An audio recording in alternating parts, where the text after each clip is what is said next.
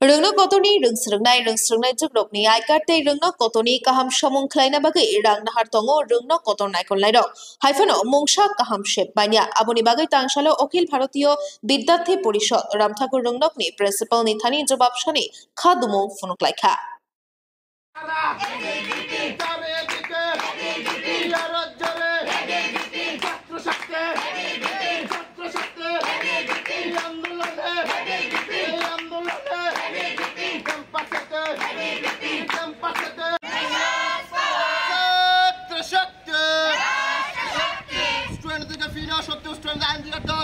Principal জবাব দাও স্টুডেন্টদের আইডেন্টি ফি নেওয়া সত্ত্বেও ছাত্রদের আইডেন্টি দেওয়া হচ্ছে না প্রিন্সিপাল জবাব দাও। নমস্কার, আমি রামঠাকুর কলেজে সেকেন্ড সেমিস্টার একজন ছাত্রী। আমাদের কলেজে আমি ফার্স্ট সেমিস্টার থেকে second semester first semester I card এখনো পাইনি, আর সেকেন্ড সেমিস্টারে টাকা জমা দেওয়া হয়েছে, এখন পাবো কিনা এটাও শিওর নেই। তারপর কলেজের মধ্যে পানীয় জলের কোনো ব্যবস্থা নেই, পানীয় জলে একটা ফিল্টার আছে, ফিল্টারের মধ্যে টিকটিকি পিঁপড়ে আরও অনেক কিছু পরে রয়েছে, এইগুলি স্টুডেন্টদের খাওয়ানো হচ্ছে।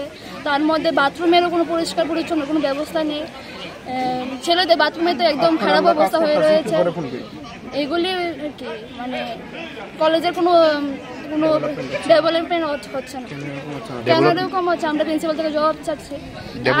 এর আগে আরেকদিন আমরা এসে মেমোরেন্ডাম জমা দিয়ে গিয়েছিলাম, কোনো ডেভেলপমেন্ট করেনি। ডেভেলপমেন্টের জন্য তো আপনাদের থেকে টাকা নিচ্ছে? হ্যাঁ, টাকা 100 টাকা করে দিচ্ছে সব ছাত্রছাত্রীদের। এরপরে আপনাদের মানে আই কার্ডের জন্য ফার্স্ট সেমিস্টারে কত নিয়েছে? 80 টাকা করে নিয়েছে। পেয়েছেন কার্ড? না, আই কার্ড পাইনি। ফার্স্ট সেমিস্টারে পাইনি, ফার্স্ট সেমিস্টার সেকেন্ড সেমিস্টার উঠেছে, এখনো পাইনি। আমাদের মধ্যে আরও স্টুডেন্ট আছে, এখনো পাইনি। আপনারা কি জিজ্ঞাসা করছেন না? আমরা করেছি, আমাদের যারা বলছে দিয়ে দেবে বলতে আমরা আজকে সেকেন্ড সেমিস্টার উঠে গেছি, এখনো পাচ্ছি না। কলেজের ছাত্রছাত্রীরা অখিল ভারতীয় বিদ্যার্থী পরিষদের তরফ থেকে যে এখন পর্যন্ত সেকেন্ড সেমিস্টার স্টুডেন্টরা ভর্তি হতে চলেছে, প্রথম সেমিস্টারে আমাদের যখন এডমিশন হয়েছিল তখন থেকে কলেজের ফি নেওয়া হচ্ছে ডেভেলপমেন্ট ফি, এবং এডমিশনের সাথে আই কার্ডের জন্য ফি নেওয়া হচ্ছে 80 টাকা করে। তো প্রথম সেমিস্টার চলে গেছে, এখনও ছাত্রদেরকে কোনো ফি আইডেন্টি কার্ড দেওয়া হয়নি।